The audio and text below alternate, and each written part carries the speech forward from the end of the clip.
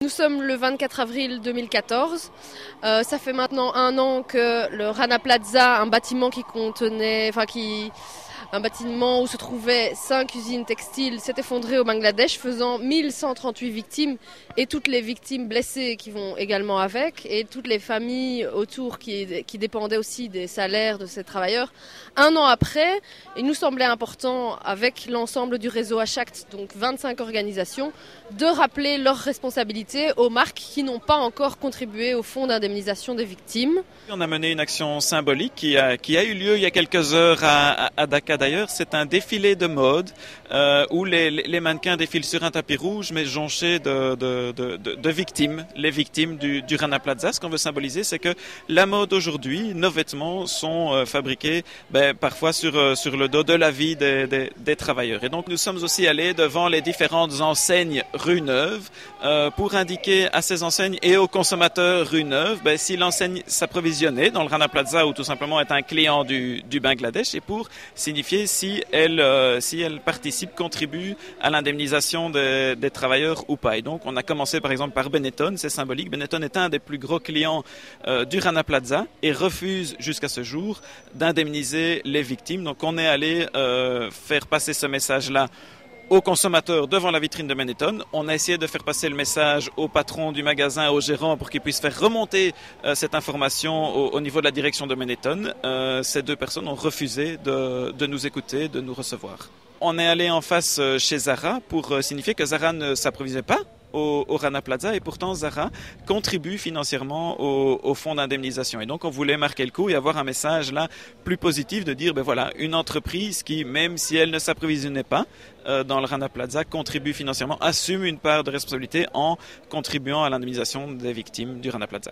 Le message qu'on adresse est un double message. C'est un message positif dans le sens où depuis 1 an, ça a bougé au niveau de la prévention. Donc on a un accord signé par 150 enseignes internationales qui s'approvisionnent au Bangladesh pour inspecter leurs usines, les usines où ils s'approvisionnent, pour mener les réparations, les rénovations qui sont nécessaires. Et donc sur ce plan-là, c'est positif. Par contre, aujourd'hui, 1 an après l'effondrement, les victimes n'ont toujours aucune garantie sur le fait qu'elles vont être indemnisées.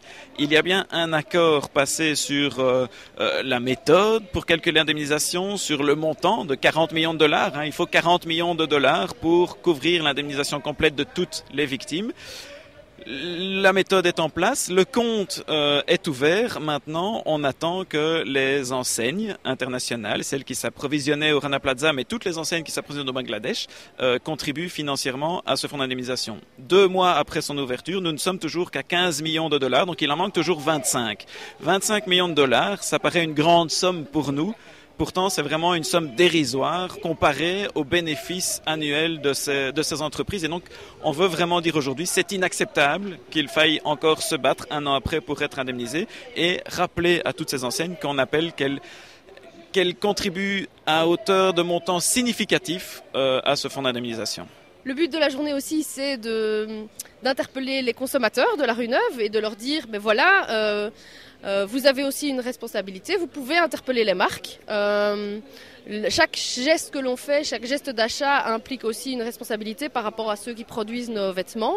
On ne dit pas qu'il faut nécessairement boycotter, mais on peut avoir un geste actif vis-à-vis des marques et leur rappeler, leur dire que, en tant que client, on exige de leur part une politique respectueuse des droits des travailleurs à la base. Est-ce que ça vous fait réfléchir de se dire, finalement, les vêtements que je porte ont été produits par des pauvres dans des conditions de travail vraiment lamentables?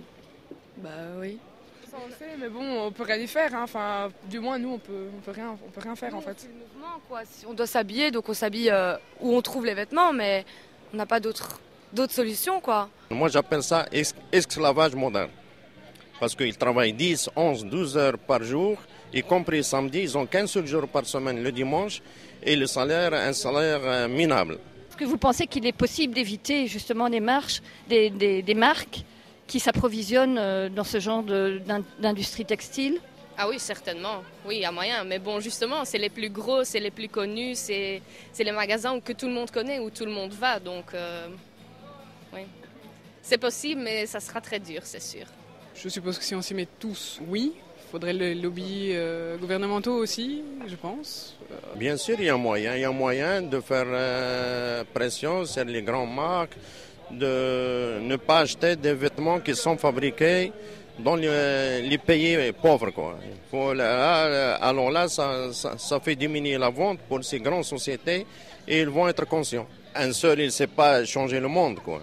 Il faut les syndicats, il faut les sociétés, il faut faire la publicité dans les radios, la TV, pour faire montrer aux gens comme quoi on profite des gens des pays comme le Bangladesh, comme l'Inde, comme l'Afrique, on profite de la main-d'œuvre là-bas moins chère.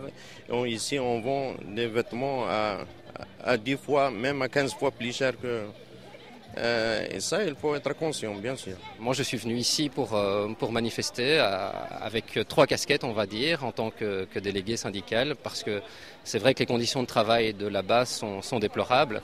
En tant que citoyen, parce que sacrifier 1100 personnes et même plus sur l'autel de l'argent, c'est vraiment déplorable pour que des grandes marques ou que des personnes millionnaires puissent gagner plus. Eh bien, ce sont des gens quand même qui sont morts, pas pour défendre des idées, mais vraiment pour gagner simplement leur croûte. Donc voilà, je suis là aussi en tant que consommateur. C'est vrai que ça m'arrive d'acheter aussi moi des vêtements, parfois 5, 10 euros, peu importe. Et je n'ai pas toujours conscience justement de ces petites mains qui sont là derrière et qui travaillent pour un salaire de misère et certainement pas dans la dignité. Et aussi parce que je me dis que, en fin de compte, ce n'est pas le consommateur non plus qu'il faut viser ici dans notre action de manifestation d'aujourd'hui. C'est aussi le système qui ne va pas. Et donc, clairement, c'est dans cette optique-là que je suis venu pour pouvoir manifester ma colère aujourd'hui. Et surtout que ce soit un bouton rouge d'éveil des gens, se dire, ça s'est peut-être passé de l'autre côté, mais j'aurais pu aussi être de l'autre côté. Et donc, voilà.